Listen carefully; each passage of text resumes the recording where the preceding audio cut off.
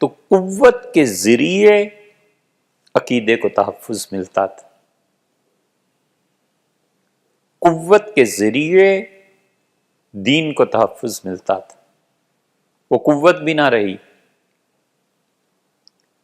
حکومت نئے جو فتنے اٹھتے تھے ان فتنوں کو پروان نہیں چڑھنے دیتی تھی، کیونکہ حکومت یہ فرض سمجھتی تھی کہ فرد کی جان، یہ 5 چیزیں بنیادی طور پہ حکومت کے فرائض میں شامل ہے، یہ شریعت نے ہی بتایا کہ فرد کی جان، اس کا مال، اس کا نسب، اس کا دین اور اس کی عقل، یہ 5 چیزوں کی ذمہ دار حکومت ہے۔ حکومت کوئی ایسا کام نہ کرے گی، نہ کرنے دے گی جس سے 5 چیزوں میں کوئی نقص واقع ہو جائے۔ اس میں جب دین کی حفاظت کا مسئلہ تھا تو وہ اس کو ہر طرف سے گھیر کے رکھتے تھے کہ دین اپنی اصل صورت میں محفوظ رہنا چاہیے، اور اب چونکہ زوال کا دور ہے تو بالکل ہی پلٹاؤ ہو گیا، کائی پلٹ کے۔ کہاں لوگ یہ کہتے تھے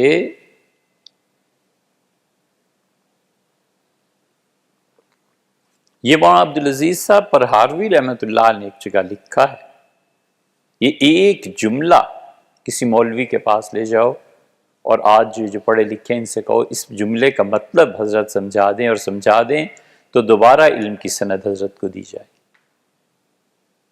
مولانا عبدالعزیز صاحب پرہاروی رحمۃ اللہ نے نبراس میں اس کا مفہوم یہ بنتا ہے، نبراس میں انہوں نے لکھا کہ اثبات باری تعالی عقل کا سبب ہے، اثر نہیں۔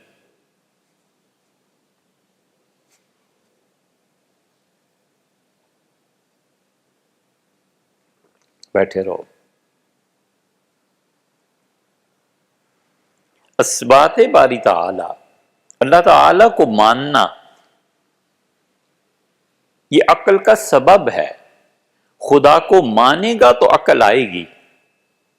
عقل کے آنے کا، عقل کے میچور ہونے کا سبب جو ہے، ریزن جو ہے عقل کی کہ وہ ڈھنگ سے کام کرے، ڈھنگ سے بات کرے، اللہ کو ماننا ہے، اثر نہیں ہے۔ یعنی یہ نہیں ہے کہ تم پہلے عقل کو مانو اور پھر اللہ کو مانو تو اس کا اثر تمہیں نظر آئے گا۔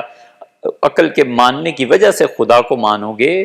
وہ کہتے ہیں خدا کو ماننے کی وجہ سے عقل اپنی راہ پہ آتی ہے، اگر خدا کو نہیں مانتے تو عقل تھوڑی ہے، وہ تو کچھ بھی نہیں۔ اس لیے یہ جو عقل کے دلائل سے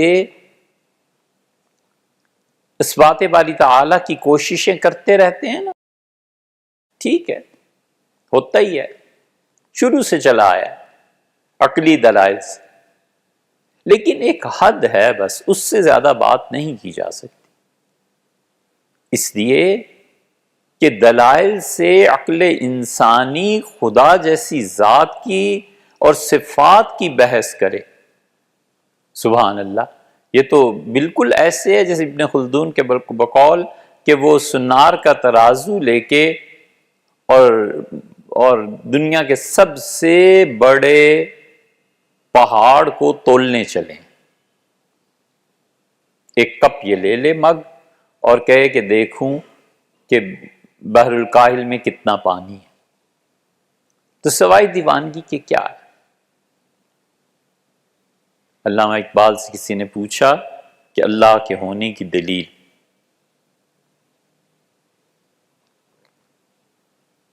ایک لفظ کہا، انہوں نے کہا وجدان، بس۔ وجدان کا مطلب یہ ہے کہ فطرت جب صحیح کام کر رہی ہو تو اس آدمی کا اندر خود گواہی دیتا ہے کہ اللہ ہے،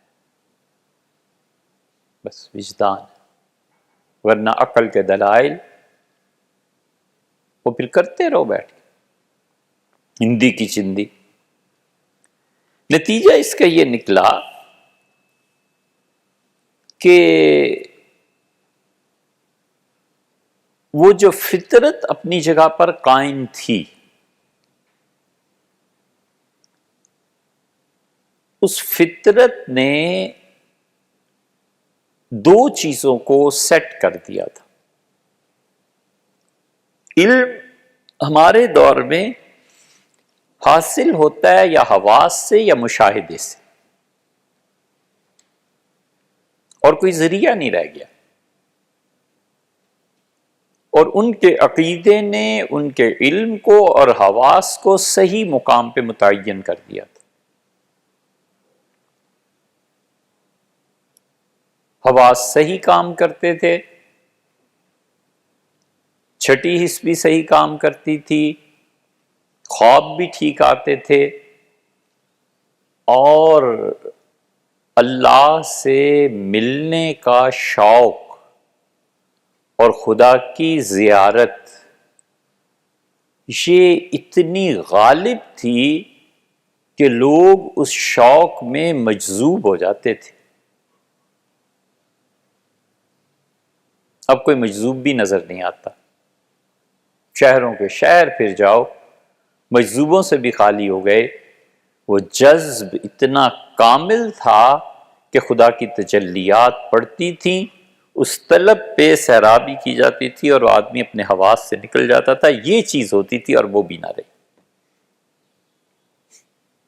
یہ حال ہے۔ حواس اور مشاہدے سے علم حاصل کرتے ہیں۔ وہاں ایک تیسرا حواس اور مشاہدے سے بھی کہیں بلندتر انسانوں کا وہ یقین تھا جو وحی کی بنیاد پہ بنا تھا۔ اس لیے ہمارا نظام تعلیم ایسا سیٹ ہو گیا ہے کہ اس میں حواس اور مشاہدہ بس دو چیزیں رہ گئی ہیں، اور اسی وجہ سے نہ عقیدہ مؤثر ہوا ہے فرد پر اور نہ اجتماع پر، کیونکہ عقیدے میں حواس کے ذریعے علم کو حاصل کرنا نہیں ہے۔ تقدیر ایک چیز ہے، حواس سے کیسے حاصل ہوگی؟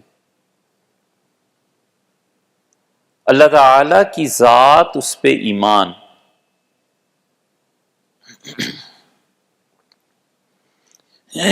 اور اس کی صفات کو ماننا، یہ سب چیزیں ایک فرد کو وجدان کے ذریعے حاصل ہوں، اس کو جو وحی کی بنیاد ہے اس کے ذہن میں اس پہ حاصل ہوں تو ہوں، وگرنہ حواس اور مشاہدہ کیا کرے؟ مشاہدات ختم ہو گئے۔ وہ جو صوفیہ کے مشاہدات تھے، حضرت مجدد رحمۃ اللہ علیہ نے اپنے مکتوبات میں بہت ذکر کیا ان مشاہدات کا، اور یہ جو مجددی نقش بندی ہیں، ان کے مشاہدات میں بڑی طاقت تھی۔ وہ مشاہدات بھی ختم ہو گئے، اس کے پیچھے جو وحی تھی وہ نہیں رہی، اس کے پیچھے ایک سائنس آ گئی، ایک اور علم آ گیا، اور وہ یہ ہوا کہ حواس کے ذریعے جو چیز ہے اس کا یقین ہے، اور مشاہدے کے ذریعے جو چیز ہے اس کا یقین ہے، بس اس کے علاوہ یقین کی کوئی تیسری صورت نہیں ہے۔ جب عروج تھا تو وہ یقین کی ایک تیسری چیز وہ فرد کے عقیدے میں بھی تھی، عمل میں بھی تھی، اور اس کے اخلاقیات میں بھی تھی۔